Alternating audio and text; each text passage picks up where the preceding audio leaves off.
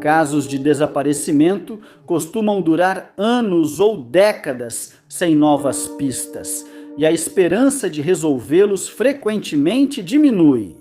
Às vezes ocorre um grande avanço na busca por desaparecidos.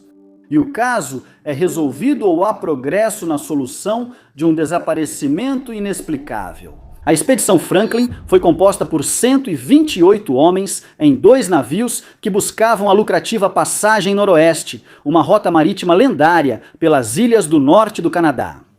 HMS Erebus e HMS Terror partiram de Londres em 19 de maio de 1845. 2 meses depois, os navios foram vistos na Baía de Baffin, a leste da passagem, pela última vez por europeus, por 170 anos. A expedição de Franklin logo enfrentou tragédia ao tentar a passagem, conhecida por ser mortal e já descoberta por outros. Em abril de 48, 24 homens morreram, incluindo Franklin, mas a causa segue um mistério. Houve mortes sem precedentes. Quando o navio ficou preso no gelo perto da ilha King William, a tripulação o abandonou e buscou ajuda. Por toda a terra, eles encontraram várias pessoas, mas todos os marinheiros restantes morreram em sua jornada em direção ao posto avançado ocidental mais próximo. Embora a maioria dos restos mortais tenha sido achada em sepulturas ou ao longo da rota, ainda há muitas dúvidas sobre o que ocorreu com eles e como chegaram ali. Nenhum registro escrito do que aconteceu depois que os homens deixaram o navio jamais foi encontrado, e as equipes de busca tiveram que confiar nos relatos do povo inuit que havia encontrado os marinheiros. Por muito tempo, esses relatos foram desacreditados por citarem canibalismo entre marinheiros. Os investigadores não queriam acreditar que os marinheiros chegariam a esse ponto de desespero, além de saberem que a expedição tinha mantimentos suficientes para durar, e alguns desses suprimentos foram realmente encontrados junto aos corpos. Cortes nos ossos indicam que as histórias dos inuites sobre canibalismo podiam ser verdadeiras, mesmo sem necessidade disso. Outras partes dos relatos não faziam sentido, apesar de descreverem Erebus e Terror presos no gelo, mas em local diferente dos registros. Quando os navios foram encontrados em 2014 e 2016, estavam perto do local descrito pelo povo inuit. Os navios podem ter chegado lá à deriva após serem abandonados, mas inuites relataram ver homens brancos a bordo, levando alguns a crer que a expedição preferiu ficar no navio em vez de arriscar a rota terrestre. Devido a problemas com as investigações dos séculos XIX e XX, é improvável que algum dia saibamos exatamente o que aconteceu com a expedição perdida de Franklin, mas existe a chance de que as respostas ainda estejam sob o gelo. O marido de Tanya Ryder, Tom, ficou cada vez mais frustrado com a falta de esforço da polícia para encontrar sua esposa desaparecida. Ele registrou o desaparecimento dela em 2 de setembro de 2007, após ela sumir em 19. Naquele dia, ela foi vista pela última vez saindo do trabalho na loja Fred Meyer. Tanya também trabalhava entregando pizza à noite. E Tom, portanto, não tinha certeza de que ela estava desaparecida até 3 dias depois de ela ter sido vista pela última vez. Ele procurou a polícia de Bellevue, mas foi orientado a buscar o departamento do xerife do condado de King, pois não era jurisdição deles. Ele seguiu as orientações, mas o departamento do xerife informou que não trataria como desaparecimento, pois ela saiu por vontade própria. No mesmo dia, ele perguntou se era possível rastrear o celular dela para localizá-la, mas como não havia desaparecimento, foi negado. A polícia presumiu de forma errada que Tanya saiu voluntariamente por causa de movimentação em suas contas bancárias. Tom explicou que tinha acesso à conta e a usou para comprar gasolina. Procurando por ela, Tom se ofereceu para fazer um teste do polígrafo e provar sua inocência, levando a polícia a tratar o caso como desaparecimento. O sinal do celular de Tanya foi localizado a cerca de 8 quilômetros do local onde ela foi vista pela última vez. Organizaram uma busca e acharam o carro dela em uma ravina a 6 metros da estrada onde tinha sido deixado. O carro ficou de lado e Tanya passou 8 dias presa em seu carro capotado. A maior parte do peso do corpo dela estava sobre o cinto de segurança e ela tinha uma clavícula quebrada e o ombro deslocado. Tudo isso a poucos quilômetros de casa. Durante todo esse tempo,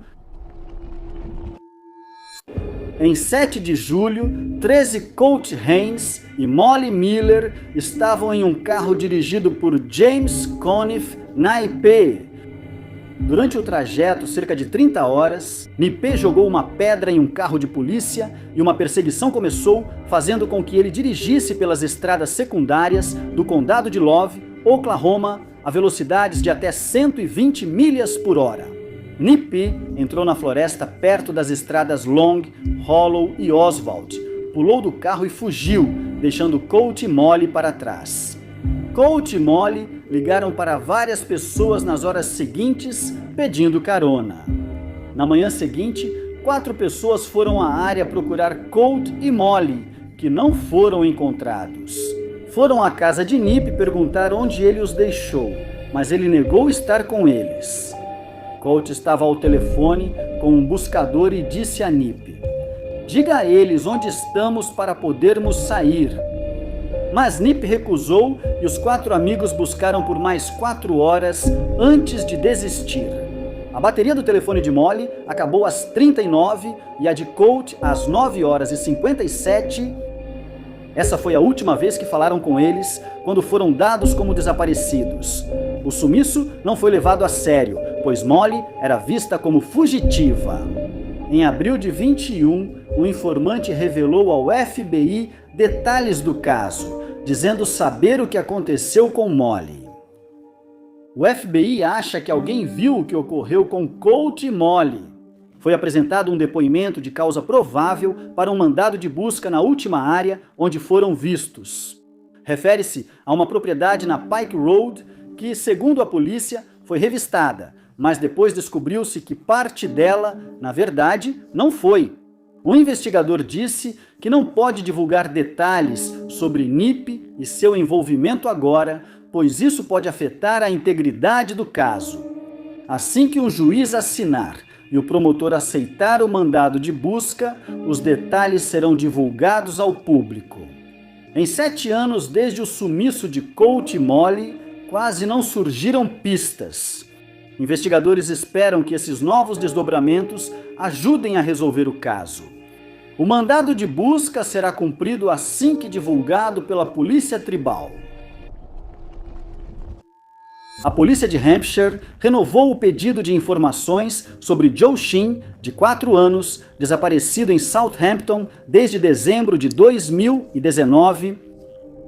Joe, mãe de 3 filhos, foi vista pela última vez em dezembro de 2019. A família estava há quase 2 meses sem notícias dela. Eles relataram o desaparecimento dela em fevereiro de 2020, conforme o último apelo divulgado no YouTube e redes sociais.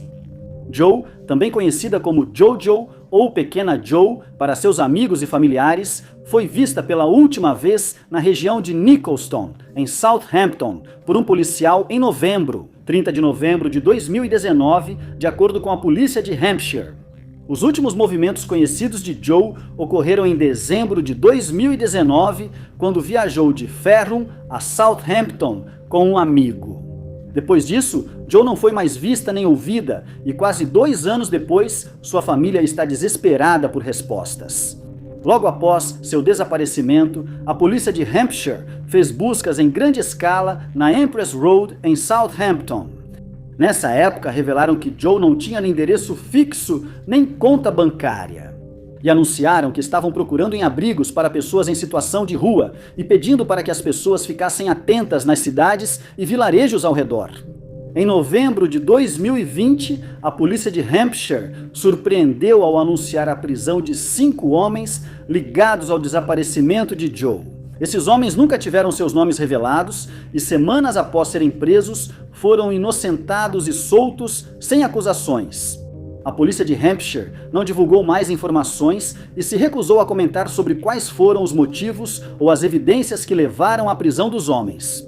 O apelo mais recente foi feito no canal deles, no YouTube e nas redes sociais em novembro. Joe Sheen, de 21 anos, é descrita como uma mulher branca, com 1,55 m de altura, corpo magro e cabelos longos castanho escuros. Quem tiver informações deve contatar a polícia de Hampshire no dia 30, citando a Operação Blackboard. Se você deseja permanecer anônimo, pode entrar em contato com o Crime Stoppers, né, pelo número 0800 555 111. Em 19 de janeiro de 1919, Olivia Ambrose tomava drinks no bar Hennessy's, em Boston, às 8 da noite. Imagens mostram Olivia saindo do Hennessy's e sendo vista às 23h37, caminhando pelas ruas Union e North, parecendo estar embriagada e com dificuldade para andar. Às 11h38, Olivia é flagrada por uma câmera perto das ruas North e Congress, onde 2 homens a observam. Ela tropeçou ao atravessar a rua e, ao chegar do outro lado, 2 homens começaram a segui-la. 12 minutos depois, Olivia aparece nas câmeras da MBTA, sendo guiada por um deles, que a segura enquanto ela tem dificuldade para andar às 6 da manhã.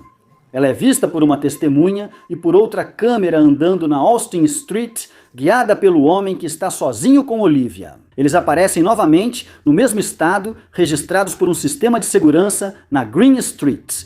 No dia seguinte, a irmã de Olivia tentou encontrá-la pelo Buscar iPhone, instalado no celular de Olivia. Os resultados mostraram que o celular dela estava na região da Watford Way com a Corey Street, a apenas 13 minutos de sua casa. A polícia fez uma força-tarefa para buscar na área onde localizaram o iPhone dela e mostrou fotos do vídeo de vigilância aos moradores. Moradores disseram que o homem das fotos parecia Victor Pena, que morava em um apartamento próximo. Um detetive foi à autoridade de habitação de Boston investigar o morador. O outro recuperou uma foto de um registro anterior de Pena. Durante esse período, veio à tona que o telefone de Olivia havia sido ligado e que ela estava trocando mensagens com a mãe. A polícia foi ao apartamento de Pena e encontrou uma fechadura particular na porta, proibida pela autoridade de habitação. Enquanto aguardavam o funcionário da manutenção para remover a fechadura, a polícia bateu na porta por 20 minutos sem resposta. Depois de finalmente desmontarem a fechadura da porta, eles ouviram o som das trancas inferiores sendo destrancadas e a porta se abriu, revelando que Olivia estava dentro do apartamento o tempo todo. A polícia algemou Pena após uma luta e Olivia foi levada para o Hospital Geral de Massachusetts, onde contou aos investigadores que Pena havia pegado seu telefone e não a deixava sair do apartamento. Pena foi avaliado psicologicamente por 20 dias e um juiz ordenou que ficasse preso até o julgamento. Com mais de 115 mil seguidores, Gashon Cookie Sims, também conhecida pelo seu nome no Instagram Cookie Dough, está longe de ser uma influenciadora pequena. Kashan, conhecida como Cookie entre amigos, usa o Instagram para compartilhar dicas de fitness, beleza e mostrar seus treinos e transformações. No entanto, em setembro de 2021, Cookie virou notícia por um motivo diferente e se tornou um dos casos de desaparecimento mais bizarros da Califórnia. A família de Cookie disse à polícia que a viu e teve notícias dela pela última vez em 21 de setembro. Eles a reportaram como desaparecida logo depois que ela não entrou em contato nem atualizou o perfil nas redes sociais. Após o desaparecimento de Cookie, investigadores descobriram que ela esteve internada em um hospital de Pasadena nos dias 11 e 12 de setembro, reclamando de falta de ar. Recebeu alta no mesmo dia e depois disso não houve mais pistas. A família de Cookie fez vários apelos online pedindo que quem tivesse informações se manifestasse. A mãe de Cookie contou à ABC7 que nos últimos meses a saúde mental dela piorou e eles temiam por sua segurança e paradeiro. Milhares de usuários do Instagram ajudaram a família de Cookie a divulgar seu desaparecimento em outubro de 2021. Um dos familiares dela ficou aliviado ao receber uma ligação da polícia e de um hospital local informando que Cookie havia sido encontrada com vida. E bem. Mais detalhes não foram informados e o Instagram de Cookie não é atualizado desde julho de 2021. A família de Cookie também manteve os detalhes em sigilo, mas revelou que Cookie estava em boas condições e agora está sendo cuidada. O desaparecimento do voo MH70 é um dos casos mais famosos recentes e merece ser relembrado. Apesar das dúvidas sobre desaparecimentos antigos, o MH70 mostra que grandes grupos podem sumir sem deixar rastros. O voo MH70 da Malaysian Airlines ia de Kuala Lumpur a Pequim em 8 de março de 2014. 2 horas após a decolagem, o avião desviou de sua rota planejada, retornando para sobrevoar a Malásia e depois seguindo em direção ao Oceano Índico. Durante esse período, não houve nenhuma comunicação com o controle em terra e todos, exceto um sistema automatizado de comunicação via satélite, foram desativados. Ninguém sabe o que houve com o voo, porque foi desviado ou onde está o avião. Em 5 anos, desde o desaparecimento, só 3 fragmentos da asa foram encontrados e todas as buscas e investigações oficiais já foram encerradas. Suspeita-se de falha no oxigênio do voo, que deixou todos inconscientes, e o avião seguiu no piloto automático até acabar o combustível. No entanto, foi constatado que 2 mudanças na trajetória do avião foram feitas manualmente, o que significa que pelo menos uma pessoa permaneceu consciente tempo suficiente para desviar o voo. Alguns sugerem que o avião pousou na água por motivo desconhecido e afundou inteiro, o que explicaria, segundo especialistas, a pouca quantidade de destroços encontrada. Atrasos nas buscas tornam isso possível, apesar de muitos acharem improvável pela falta de chamadas de socorro. Enquanto houver interesse público, isso continua possível. Uma busca privada pode localizar o MH370 e dar respostas às famílias das 239 vítimas. O caso do desaparecimento de Carol Clay e Russell Hill teve uma importante atualização após sumirem em 20 de março de 2020 durante visita à Virgínia. Durante a investigação, os investigadores primeiro pensaram que o casal havia fugido, mas depois passaram a acreditar que foram atacados. Após se envolverem em uma altercação com outro campista entre 18H e 20H, eles acrescentaram que o agressor provavelmente ateou fogo ao acampamento deles para encobrir seus rastros antes de ir embora. Diversos veículos foram vistos e investigados na área, mas um Nissan Patrol azul dos anos 90 foi flagrado por câmeras de segurança. Rebocar um trailer era de particular interesse para eles, já que todos os carros no acampamento haviam sido identificados, exceto o Nissan. O carro foi visto sendo dirigido de forma errática perto da meia-noite, na noite após chegar a um portão fechado ao norte do acampamento do casal. O motorista precisou fazer uma manobra complicada de vários pontos para dar a volta, dificultada pelo trailer, antes de sair da área. Algumas horas depois, uma câmera de segurança registrou o carro na Great Alpine Road, em Mount Hotham, 60 quilômetros adiante, logo após o amanhecer. Greg Lynn, piloto da Jetstar, foi interrogado na época por estar na área durante o desaparecimento, mas ele afirmou que não tinha visto Russell e Carol enquanto estava lá. O Nissan Patrol bege dele foi apreendido na investigação após descobrirem que Greg Lynn mudou a cor do carro várias vezes. Foi registrado em 97 como branco, mudou para azul em 2019 e voltou para bege em 2020. O reboque ainda não foi encontrado e a polícia suspeita que Greg Lynn pode tê-lo usado para descartar os corpos antes de vendê-lo. Entre março e julho de 2020, o comissário assistente da polícia de Vitória, Bob Hill, afirmou que os investigadores encontraram uma cena de crime na região de Greater Alpine e que um perímetro de busca está sendo estabelecido.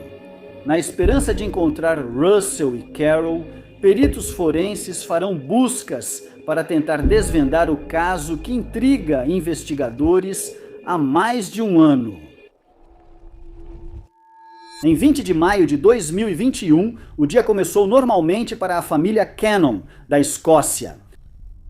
Jamie Cannon, de 19 anos, vestiu moletom e tênis cinza, jaqueta azul e saiu para a faculdade com sua mochila camuflada. Jamie estava estudando alvenaria e, em seu tempo livre, trabalhava meio período em um restaurante italiano para ganhar um dinheiro extra. Para a mãe de Jamie, Lynn. Ela sabia que, ao voltar do trabalho, encontraria seu filho esperando para conversarem sobre o dia de cada um. Quando anoiteceu em 20 de maio, a casa já estava vazia. Jaime não dava sinal, o que Lina sabia ser muito incomum para seu filho. Quando Jaime não voltou para casa nem entrou em contato, Lina ligou para a polícia para relatar o desaparecimento de seu filho. Ela disse à polícia que o telefone de Jaime estava quebrado e o chip não foi usado em outro aparelho. Para a polícia, sem rastrear o telefone de Jaime e sua última localização, restou usar câmeras de segurança para tentar desvendar o mistério. As câmeras de segurança flagraram Jaime às 2h26 da manhã, caminhando pela Care Avenue em South Coast. Depois disso, não há mais sinal de Jaime, exceto por alguns supostos avistamentos que nunca foram confirmados pela polícia. Nenhuma atividade nas contas bancárias e o telefone dele segue desligado em casa. Uma ampla investigação foi iniciada sobre o desaparecimento de Jaime, mas após 7 meses ainda não estamos mais perto da verdade. Em novembro de 2021, Lina, a mãe de Jaime, deu sua primeira entrevista ao Daily Record e contou a eles que, por meses após o desaparecimento de Jaime, ela sentava-se à janela, esperando que Jaime entrasse pela porta da frente e voltasse para seus braços. Com o Natal chegando, Lina só deseja ter seu filho de volta. Se souber algo sobre o desaparecimento de Jaime Cannon, contate a polícia da Escócia no número 01 e informe o caso 1623 de 22 de maio. Alternativamente, se você quiser permanecer anônimo, pode ligar para o Crime Stoppers no número 800 555 111. Em 9 de outubro de 2019, a esposa de Ryan Lineman, 37 anos, de Lee's Summit, registrou seu desaparecimento após ele não voltar para casa como combinado. A polícia revistou o Honda Accord 2004 de Lineman, mas depois de tentar localizar a posição do celular dele, verificar a atividade do cartão de crédito, consultar um banco de dados de leitores de placas e checar as redes sociais dele em busca de atualizações, eles ainda não o tinham encontrado. Amigos e familiares de Lineman foram entrevistados, mas nada foi descoberto sobre seu paradeiro. Com o tempo, as chances de achar Lineman caíam e a família ficava mais preocupada. 7 dias após o sumiço, um motociclista off-road encontrou o carro de Lineman. Lineman dirigia pela I-470 a 7 minutos de casa, quando colidiu com uma placa. Descendo uma colina ao lado da rodovia, o carro passou pela grama alta, subiu um monte de terra e caiu em um desfiladeiro, onde parou. O homem na moto de trilha pensou que era só um carro abandonado, mas ao olhar dentro, viu alguém no veículo. Ele achou que Lineman tinha morrido e pediu ajuda. Quando a polícia chegou, viu que ele ainda respirava, mas estava gravemente ferido. O local onde o carro havia parado estava coberto por uma vegetação densa e teria sido impossível para qualquer pessoa dirigindo ver o carro da rodovia. A polícia afirmou que, devido à gravidade de seu ferimento, era improvável que Lineman tivesse se movido durante a semana em que passou na ravina. Se não tivesse sido encontrado tão afortunadamente, provavelmente teria permanecido lá embaixo por muito tempo. Lineman foi hospitalizado em estado crítico e faleceu 3 dias depois, em 19 de outubro. Ao contrário de muitas vilas misteriosamente abandonadas, nós temos evidências. A pequena cidade de Kuldara foi um lugar muito real, principalmente porque ainda existe hoje. As ruínas de Kuldara, um antigo conjunto de vilarejos, são preservadas pelo Serviço Arqueológico da Índia e abertas a turistas. Até hoje, não sabemos o que aconteceu com quem viveu lá. Kuldara, no árido deserto de Thar, teve habitantes que usaram o conhecimento das rochas para criar uma comunidade agrícola próspera por séculos. Foram encontrados mais de 600 edifícios na área, que já abrigaram cerca de 1.500 pessoas, mas a população caiu rapidamente em poucas gerações. Segundo as lendas, a cidade foi abandonada de repente e seus moradores nunca mais foram vistos, apesar das diferentes explicações para isso. A razão mais plausível é que os poços da região secaram rapidamente, e em poucos anos o abastecimento de água diminuiu tanto que a comunidade não conseguiu mais se sustentar. Teorias sugerem que um exército hostil envenenou os poços com carne podre, obrigando os moradores a abandonar suas casas. Outro conto diz que o ministro do governo corrupto pediu a filha do chefe da aldeia em casamento e ameaçou aumentar impostos de quem se opusesse em vez de desistir dela. Aparentemente, toda a aldeia fez as malas durante a noite e partiu antes que o ministro pudesse levar sua noiva. Mas, antes de ir embora, eles aparentemente amaldiçoaram o local para que ninguém jamais pudesse viver lá novamente.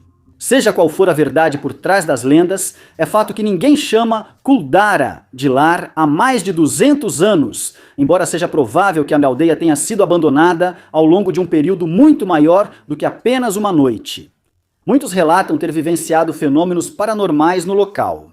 A Sociedade Paranormal de Nova Delhi relatou vozes assombradas, pegadas na lama e sombras durante investigações no local.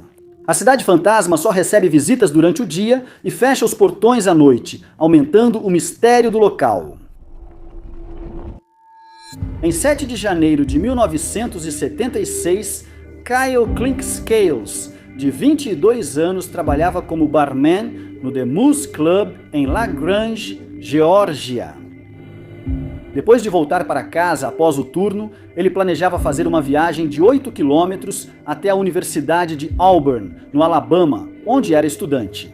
Mas ele nunca chegou lá e foi dado como desaparecido. Apesar das buscas, Kyle e seu Ford Pinto Runabout, branco 74, nunca foram encontrados. Inicialmente, pensava-se que ele sumiu por vontade própria, pois ia mal na faculdade e já tinha abandonado outra escola. Mas, com o passar do tempo, sem nenhum contato de Kyle, sua família começou a acreditar que ele havia sido vítima de algum crime. Nunca houve evidência que apoiasse essa teoria. Em 1981, um homem chamado Danny Moore entrou em contato com a polícia, dizendo acreditar ser Kyle Clinkscales. Ele sofreu um acidente de carro em 1976 que causou amnésia. Ele escreveu aos pais de Kyle, que acharam a caligrafia parecida com a de Kyle, mas os registros dentários mostraram que não era ele. Então, em 2005, um homem entrou em contato com os pais dele e afirmou que viu o corpo de Kyle sendo descartado quando ele tinha apenas 7 anos de idade. Ele disse que o corpo foi coberto de concreto em um barril e jogado em um lago. A polícia logo descobriu que não era verdade e o homem foi acusado de 2 declarações falsas.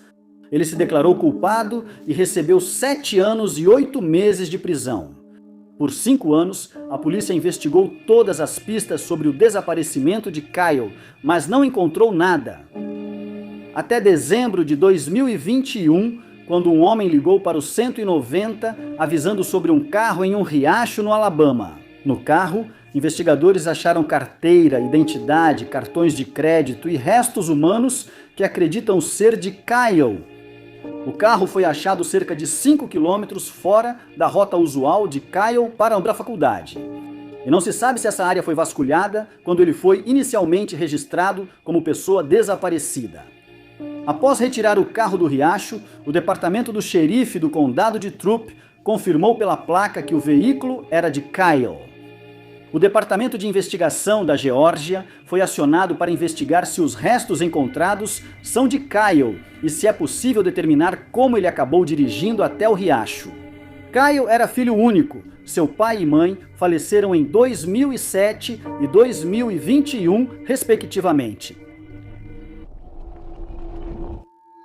Prospectivamente, houve grande avanço no caso do desaparecimento de Miriam Hemphill, de 4 anos, sumida sem rastros em 22 de julho de 2005. Quando desapareceu, Miriam dirigia um Buick LeSabre bege 99 placa Abazeven 6 e acreditava-se que seguia para o condado de Blount ou Sevier. Bill ficou preocupado ao saber que sua esposa recortou uma matéria sobre alguém que dirigiu o carro em um lago, temendo que ela fizesse o mesmo. O detetive Bill Griffith, da polícia de Oak Ridge, que investigava o desaparecimento, acreditava que o carro de Miriam seria encontrado em até 6 meses. No inverno, com a vegetação sumida e o carro ainda desaparecido, ele passou a concordar com a teoria do marido dela. Mas, apesar dos apelos à comunidade e das buscas extensas, eles não conseguiram encontrar nenhum vestígio de Miriam e de seu desaparecimento. O caso esfriou, mas às 8h30 da noite do dia 11 de novembro de 2021. O Departamento de Polícia de Oak Ridge informou que removeu um carro do lago Melton Hill após receber uma dica de mergulhadores que o encontraram por acaso. Disseram que havia uma pessoa no veículo e que o carro era mesmo registrado em nome de Miriam. O Corpo de Bombeiros de Oak Ridge ajudou a equipe de resgate do condado de Blount, a polícia de Maryville e os bombeiros de Alcoa na recuperação do carro e ajudou a peneirar o lodo que havia se acumulado no carro. Eles disseram que o carro estava sendo desmontado para buscar mais pistas sobre o dia em que Miriam foi ao lago. Infelizmente, Bill faleceu em 2 de junho de 2016, aos 95 anos, sem nunca saber ao certo o que aconteceu com sua esposa.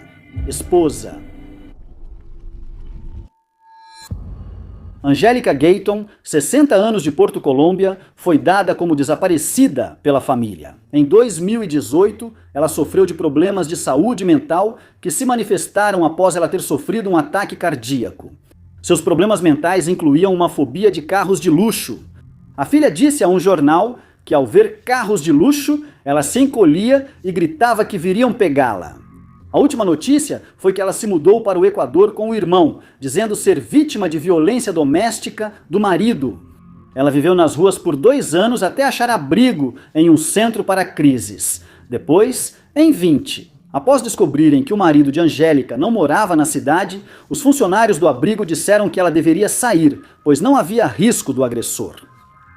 Ao saber que ficaria sem teto de novo, ela foi de ônibus à praia e ficou olhando o céu. Ela resolveu acabar com a própria vida e entrou no mar cheio de tubarões. Ficou boiando por pelo menos 8 horas, entregue à correnteza. 2 pescadores locais estavam na área naquele momento e contaram à mídia que avistaram um tronco à deriva no mar. Ao se aproximarem, viram que era uma mulher boiando de costas e de olhos fechados. Os homens a puxaram para o barco e notaram que ela não respondia, apenas se emocionou ao receber água fresca. Após ser levada à terra firme, ela foi encaminhada ao pronto-socorro, onde diagnosticaram hipotermia. A família de Angélica negou que ela tenha sido abusada pelo marido e forçada a sair do abrigo. Como ele nunca morou lá, deixou a cidade.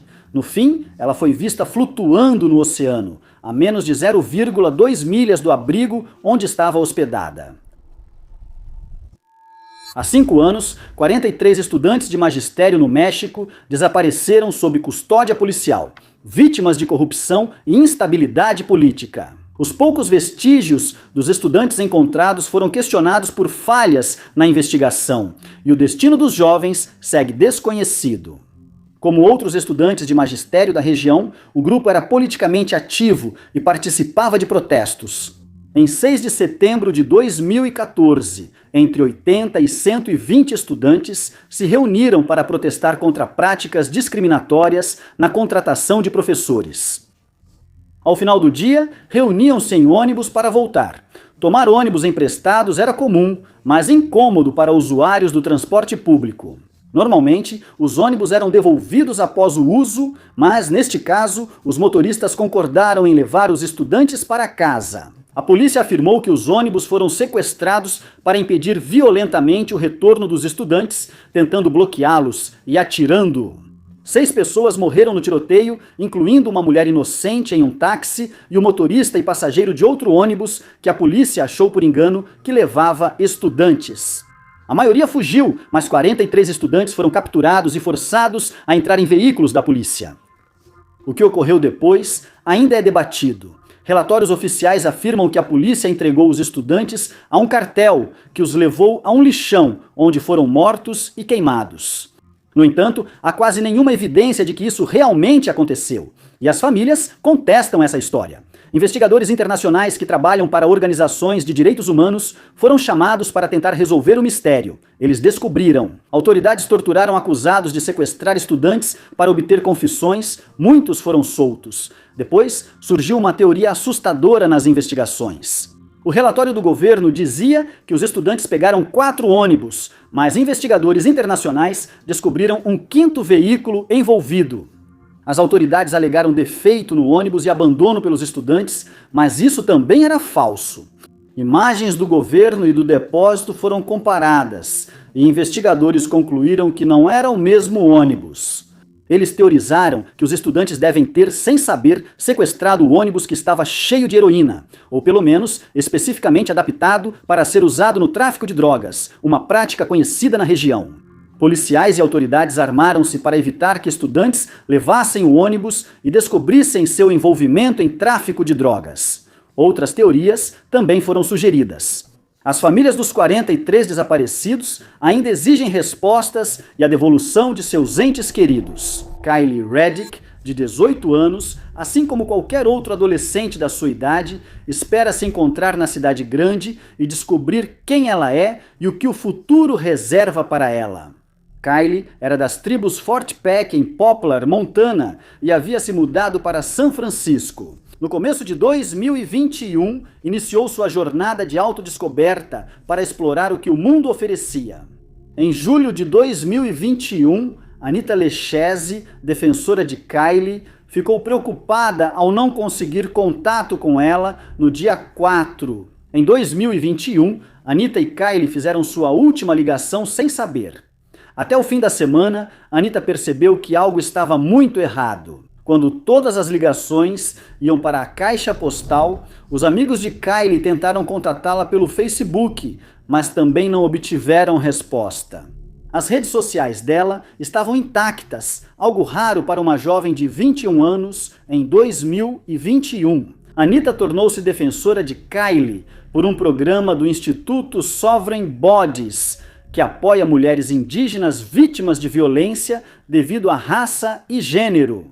Segundo relatos, Kylie era doce, trabalhadora e jamais desapareceria sem avisar Anita ou seus amigos.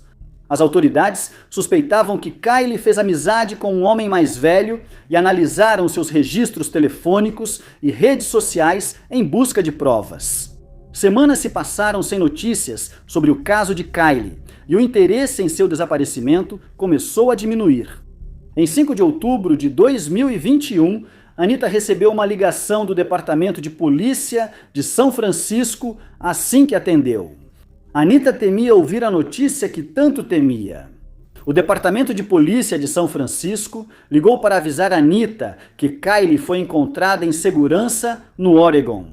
Desde 5 de agosto, não houve mais atualizações em nosso caso, mas somos gratos por ela estar em casa e segura. O desaparecimento de David Neely, de 9 anos, começou em 2006, quando ele trabalhava em um rancho de cavalos na Califórnia. O desaparecimento dele foi considerado suspeito, já que outro homem, Donald Cavanaugh, de 3 anos, que também tinha ligações com o rancho, desapareceu em março do ano anterior.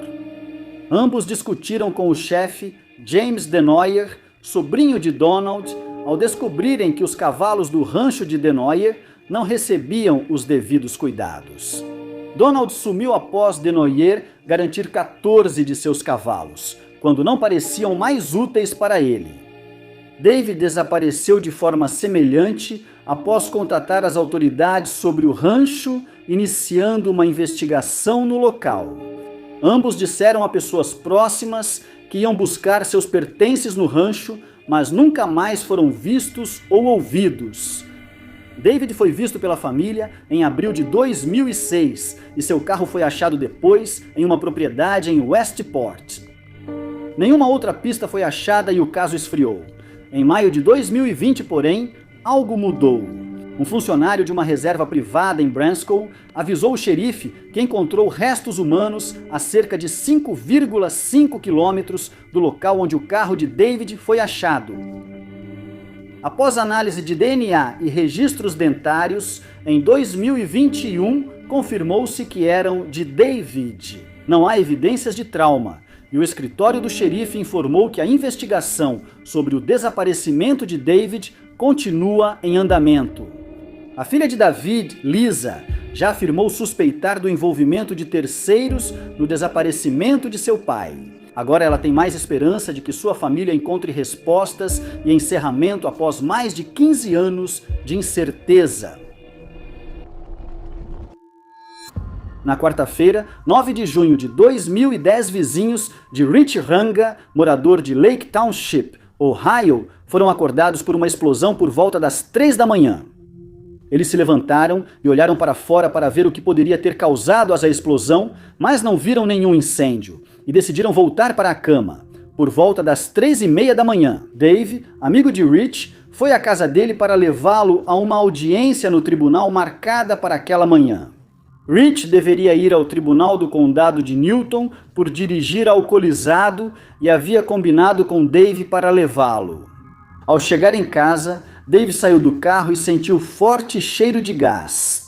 Ao perceber o lado oeste da casa quase demolido, Rich chamou o serviço de emergência. O corpo de bombeiros de Lake Township respondeu ao chamado e descobriu que toda a casa havia se tornado instável após determinar que a casa estava insegura demais para ser vasculhada do jeito que estava. Eles pediram ajuda ao resgate técnico do Distrito 1 em Crown Point, que forneceu equipamentos para estabilizar a casa e permitir a busca por Rich. Enquanto isso, Dave ligava várias vezes para Rich sem resposta. Após revistarem a casa, o homem continuava desaparecido. Um socorrista achou no segundo andar um bilhete para Dave dizendo que ele passaria a noite na casa da mãe. Após a busca ser encerrada, a mãe de Rich informou que ele não estava em sua casa. Então a busca recomeçou por volta das 30. Ainda não acharam o corpo do homem. O chefe assistente do distrito de Lake, Jim Simmons, solicitou um cão farejador de cadáveres no local, mas ele também não encontrou nenhum vestígio dele. Na manhã seguinte, familiares de Rich o acharam em uma garagem próxima de sua casa. Ele foi levado ao hospital local e tratado por queimaduras leves após a explosão derreter seu moletom atrás da cabeça. Um mandado de prisão foi emitido para Rich por não comparecer ao tribunal e ele foi entregue à polícia após sair do hospital. O estranho caso de Ruer Verde no Brasil é um dos desaparecimentos em massa mais misteriosos do mundo, principalmente porque temos tão poucas informações para criar qualquer teoria. Em 23, viajantes encontraram a vila com ruas desertas e prédios abandonados. Ruer Verde tinha capacidade para cerca de 600 pessoas, comum na região, mas estava totalmente deserta. Encontraram janelas e portas danificadas, sem sinais de violência. A polícia iniciou investigação para localizar os desaparecidos. Não havia sinais de luta e parecia que os moradores deixaram a vila por vontade própria, algo comum na região naquela época. Esse período foi marcado por turbulência política. No ano anterior, Arthur da Silva Bernardês foi eleito presidente e enfrentou dificuldades em seu mandato. Especulou-se que a vila foi evacuada para evitar um conflito com guerrilheiros.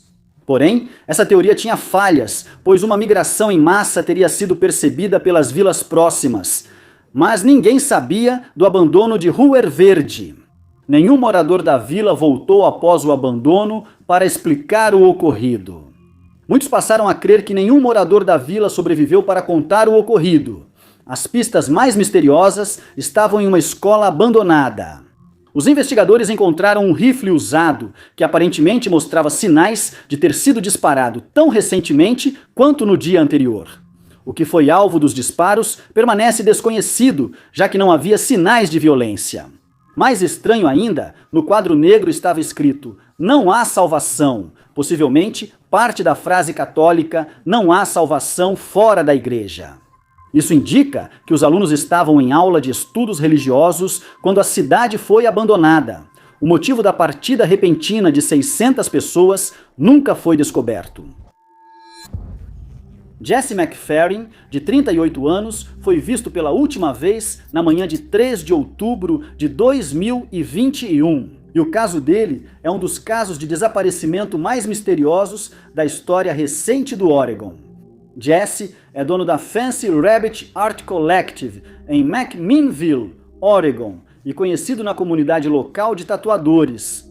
Apesar do sucesso nos negócios, surgiram problemas em sua vida pessoal. Segundo Victoria, o casal enfrentava problemas no casamento há meses e resolveu se separar por um tempo. Mesmo separados, Jesse sempre esteve presente para o filho e o enteado, filho de Victoria de outro relacionamento. Jesse tinha um filho de um relacionamento anterior com outra mulher. Victoria comentou que ele sempre esteve presente para todos os seus filhos e faria qualquer coisa por eles. No dia 2 de outubro de 2021, Jesse passou a noite com amigos em Tigard, Oregon. Quando os amigos acordaram, Jesse não estava em lugar nenhum. E quando ele não entrou em contato com eles, eles começaram a entrar em pânico, de acordo com registros telefônicos e depoimentos. Jesse encontrou um amigo às 8h30 para pegar itens deixados em seu carro. Depois disso, nunca mais foi visto. A última vez que Jesse usou o celular foi às 8h30, ao enviar mensagem para a mãe de seu filho mais velho. Depois disso, a trilha esfriou. Quando Jesse não apareceu, amigos e esposa perceberam que algo estava errado. Victoria chamou a polícia e registrou o sumiço do marido. O pânico dela aumentou porque o casal enfrentava problemas conjugais e ela só desejava que Jesse estivesse seguro.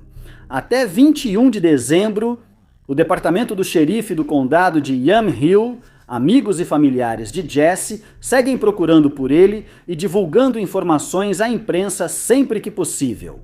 Jesse McFerrin é um homem branco, 1,82 metros, 82 quilos, olhos castanhos e cabeça raspada. Ele tem piercings nas narinas e o corpo coberto de tatuagens, sendo a mais marcante um pássaro na bochecha esquerda. Quem tiver informações deve contatar o departamento do xerife de Yamhill pelo 034 7506 e mencionar o caso 213.397. Obrigado pela ajuda. Se você gostou deste vídeo, não esqueça de clicar no botão de curtir. Além disso, não se esqueça de se inscrever e ativar o sininho para ficar por dentro de todos os nossos próximos vídeos. Fui o Top 5 Desconhecidos, até o próximo vídeo!